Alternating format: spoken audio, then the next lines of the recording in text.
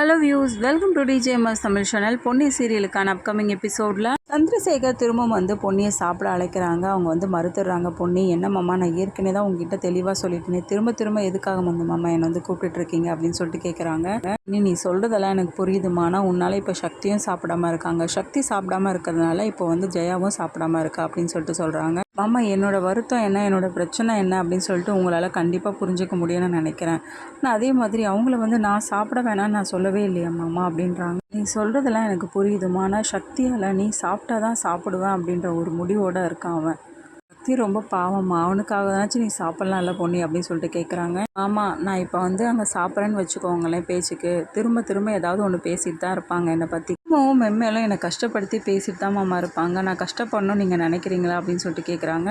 சரிம்மா பொன்னி, நான் கிளம்புறேன் அப்படின்னு சொல்லிட்டு சந்திரசேகர் அங்கேருந்து கிளம்புறாரு. இன்னொரு பக்கம் சுந்தரம் ஒரே குழப்பத்தோடு இருக்காரு. என்னன்னு பார்த்தீங்கன்னா, பொன்னிக்கு நம்ம மேலே சந்தேகம் வரத்துக்கு முன்னாடி பொன்னி அந்த வீட்டை விட்டு எப்படியாவது அனுப்பி ஆகணும். ஏன்னா நாம் பண்ண இந்த தப்பு வீட்டில் தெரியறதுக்கு முன்னாடி பொன்னி அந்த வீட்டை விட்டு அனுப்பினாதான் அவள் ஏதோ ஆதாரத்தை அதை கண்டுபிடிக்கிறேன்னு சொல்லிட்டு சுற்றிட்டு இருக்கா.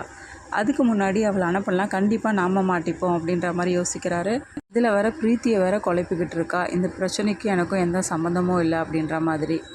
என்ன பண்ணலாம் அப்படின்னு சொல்லிட்டு யோசிச்சு என்ன பண்ணுறாரு, அந்த ரூமில் இருந்தால் தானே அவளால் அந்த ரூம்லேயே தங்க விடாமல் பண்ணிட்டா அப்படின்ற மாதிரி யோசிச்சு என்ன பண்ணுறாரு, ஆஃபீஸில் இருக்க பழைய பொருட்கள்லாம் எடுத்துகிட்டு வீட்டுக்கிட்ட இறங்குது. எல்லாரும் கேட்குறாங்க, யார் எடுத்துகிட்டு வர சொன்னது, எங்கே வந்திருக்கீங்க, அட்ரஸ் மாறி ஏதாவது வந்துட்டிங்களா அப்படின்னு சொல்லிட்டு கேட்குறாங்க. இல்லைங்க, இது இந்த அட்ரஸ் தானே அப்படின்னு சொல்லிட்டு அட்ரஸை படித்து சொல்ல, ஆமாங்க கரெக்டாக தான் வந்திருக்கீங்க, யார் எடுத்துகிட்டு வர சொன்னது அப்படின்னு சொல்லிட்டு கேட்க, சுந்தரம் சார் தான் எடுத்துகிட்டு வர சொன்னாங்க அப்படின்னு சொல்லிட்டு சொல்கிறாங்க. அவங்க ஏன் இங்கே எடுத்துகிட்டு வர சொன்னாங்க, என்னாச்சு, இந்த பழைய பொருட்கள்லாம் எதுக்காக இங்கே எடுத்துகிட்டு வரணும் அப்படின்னு சொல்லிட்டு கேட்குறாரு. பொன்னி தங்கியிருக்க அந்த ரூம்லேயே எல்லா திங்ஸையும் இறக்கி வைக்க சொல்கிறாரு. பொன்னியை பார்த்தா சுந்தரம், எல்லா பொருளையும் இங்கே இறக்கி வச்சாச்சு, இனிமேல் இந்த ரூமில் நீ எப்படி தங்க போகிற, நானும் பார்க்குறேன் அப்படின்றாரு. என்ன பொன்னி அப்படி பார்க்குற அப்படின்னு சொல்லிட்டு கேட்குறது மட்டும் இல்லாமல், இனிமேல் இந்த ரூமில் எப்படி தங்க போகிற, வெளியில் போய் தங்க போறியா, உனக்கு தான் சுயமரியாதை அதிகமாச்சு, அப்புறம் எப்படி வெளில போய் தங்குவேன், சக்தி ரூமில் போய் தங்க போறியா, அங்கேயும் எனக்கு தங்க மாட்டேன்னு தெரியும், எப்படி இந்த வீட்லேயே நீ இருக்கக்கூடாது, அதனால தான் நான் இப்படி பண்ணுறேன் அப்படின்றாரு. இதெல்லாம் நீங்கள் தான் நல்லா பண்ணுவீங்கன்னு எனக்கு முன்கூட்டியே தெரியும்.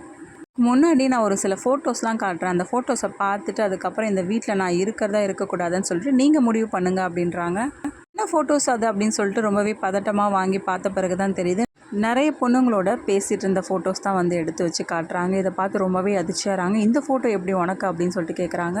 இந்த ஃபோட்டோ எப்படி எங்கிட்ட வந்துச்சுன்னு சொல்லிட்டு தானே கேட்குறீங்க, அதெல்லாம் எப்படியோ வந்துச்சு, ஏன்னா இந்த ஃபோட்டோலாம் காட்டி என்னை பிளாக்மெயில் பண்ணிகிட்ருக்கேன் நீ அப்படின்னு சொல்லிட்டு கேட்க, எதுக்காக உங்கள் பிளாக்மெயில் பண்ணணும், நீங்கள் தான் என்னை பிளாக்மெயில் பண்ணிகிட்ருக்கீங்க, பொருளெல்லாம் நீங்கள் எடுத்துகிட்டு இருந்த இடத்துலையே கொண்டு போய் வச்சுட்டிங்கன்னா கண்டிப்பாக இந்த ஃபோட்டோ பற்றின விஷயம் பவானி அக்காவுக்கு தெரிய வராது.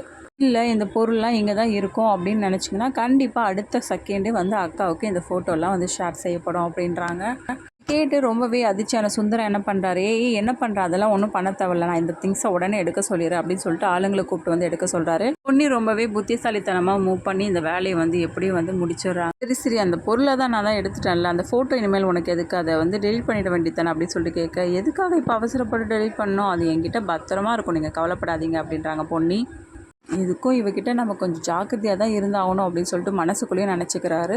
இதுக்கப்புறமா பொன்னி கண்டுபிடிக்கிறாங்களா, இப்போ நடக்கிற இந்த முழு பிரச்சனைக்கும் இந்த சுந்தரம் தான் காரணம் அப்படின்றத இது எல்லாமே தெரிஞ்சுக்கலாம். அதுக்கு மறக்காம நம்ம சேனல் சப்ஸ்கிரைப் பண்ணிக்கோங்க, கூடவே இருக்க அந்த பெல் ஐக்கனும் கிளிக் பண்ணிடுங்க, அப்போ தான் நான் போடுற அடுத்தடுத்த வீடியோஸ் உங்களுக்கு நோட்டிஃபிகேஷனில் வரும். ஓகே வியூஸ், தேங்க்ஸ் ஃபார் வாட்சிங் திஸ் வீடியோ.